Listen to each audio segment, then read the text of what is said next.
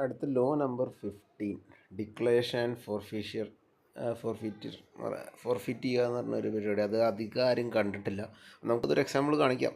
അപ്പോൾ ഡിക്ലറേഷൻ്റെ കാര്യം നിങ്ങൾക്കറിയാലോ. Captain of side batting may declare innings as close when the ball is dead at any time during the innings. അതായത് കളി നടന്നുകൊണ്ടിരിക്കുമ്പോൾ ഇപ്പോൾ ഫസ്റ്റ് ബാറ്റ് ചെയ്തു, അവർ 10-60 റണ്ണൊക്കെ അടിച്ചിട്ട് ഡിക്ലെയർ ചെയ്യുന്നു. ബോൾ ഡെഡ്, അതായത് ഒരു ബോൾ എറിഞ്ഞ് കഴിഞ്ഞു, അത് ഡെഡായി കഴിഞ്ഞതിന് ശേഷം വിളിക്കാം പാപോനെ തിരിച്ചു വരാം. ഏതെങ്കിലും any time during the innings പറയാം. Declared innings shall be consider to be complete. അത് കംപ്ലീറ്റഡ് ആയിട്ട് കൺസിഡർ ചെയ്യും. ഇനി നമ്മളധികം കേൾക്കാത്തൊരു സാധനമാണ് ഫോർഫിറ്റിംഗ് എന്ന് പറഞ്ഞാൽ. അതായത് കളിക്കുന്നില്ല എന്നുള്ള രീതിയിൽ captain may forfeit Eder of his hair sides innings at any time before the commencement of the innings തുടങ്ങുന്നതിന് തന്നെ ഞങ്ങൾ ആ ഇന്നിങ്സ് കളിക്കാനുള്ള എന്ന് പറഞ്ഞ് തീരുമാനിക്കുന്നതിനാണ് ഫോർഫിറ്റ്. അപ്പോൾ ക്യാപ്റ്റൻ ഇന്നിങ്സ് ഫോർഫിറ്റ് ചെയ്ത് കഴിഞ്ഞ് കഴിഞ്ഞാൽ അത് കംപ്ലീറ്റഡ് ഇന്നിങ്സ് ആയിട്ട് കൺസിഡർ ചെയ്യും. അപ്പോൾ നിങ്ങൾക്ക് സംശയം തോന്നും, അങ്ങനെ ഒരു കളി നടന്നിട്ടുണ്ടോ? രണ്ട് സുഹൃത്തുക്കളെ, 5ാമത്തെ ടെസ്റ്റാണ് സെഞ്ചുറിയൻ. ജനുവരിയിൽ 2000 നടന്ന ഇംഗ്ലണ്ട് ടൂർ ഓഫ് സൗത്ത് ആഫ്രിക്കയിലുള്ള അതിൻ്റെ സ്കോർ കാർഡ് നമുക്ക് കാണാം.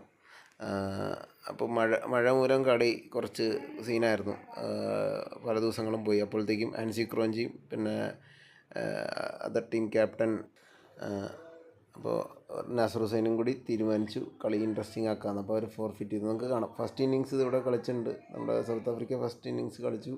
അവരുടെ റൺസ് 248 ഡിക്ലെയർ എന്ന് പറഞ്ഞ് കാണാം. ഓക്കെ, അപ്പോൾ ഇംഗ്ലണ്ട് എന്ത് ചെയ്തു? ഫസ്റ്റ് ഇന്നിങ്സ് കാരണം ഒന്നും കാണുന്നില്ല, അതായത് അവർ ഫോർഫിറ്റ് ചെയ്തു, അവർ കളിക്കണം തീരുമാനിച്ചു. എന്നിട്ട് സൗത്ത് ആഫ്രിക്ക എന്ത് ചെയ്തു? സെക്കൻഡ് ഇന്നിങ്സ് ഫോർഫിറ്റ് ചെയ്തു. ഇംഗ്ലണ്ട് ഫസ്റ്റ് ഇന്നിങ്സ് ഫോർഫിറ്റ് ചെയ്തു, south Africa second innings forfeit ചെയ്തു. ഇംഗ്ലണ്ട് എന്നിട്ട് സെക്കൻഡ് ഇന്നിങ്സ് കളിച്ചു, കളി ജയിക്കുകയും ചെയ്തു. അപ്പോൾ അതാണ് അതിൻ്റെ അകത്ത് സമ്മറിയിൽ നമുക്ക് റിസൾട്ട് കാണാം. ഇംഗ്ലണ്ട് 1/2 വിക്കറ്റ്സ് എന്ന് പറഞ്ഞാൽ അതിൽ Michael Vaughan man of the match ആയിട്ടുള്ള കാണാം. അപ്പോൾ ഇത് പറയുന്നത് കളി ഇൻട്രസ്റ്റിംഗ് ആക്കാം എന്നുള്ള രീതിയിൽ തുടങ്ങിയതാണ്. പക്ഷേ ഇത് മാച്ച് ഫിക്സിങ് റിലേറ്റഡ്, ആൻസി ക്രോഞ്ചി അന്നത്തെ വിവാദ നായകനാണല്ലോ. അപ്പോൾ അതിൽ റിലേറ്റഡ് ആയിട്ടുള്ളൊരു കഥയൊക്കെ അതിൻ്റെ അകത്ത് വരുന്നുണ്ട്.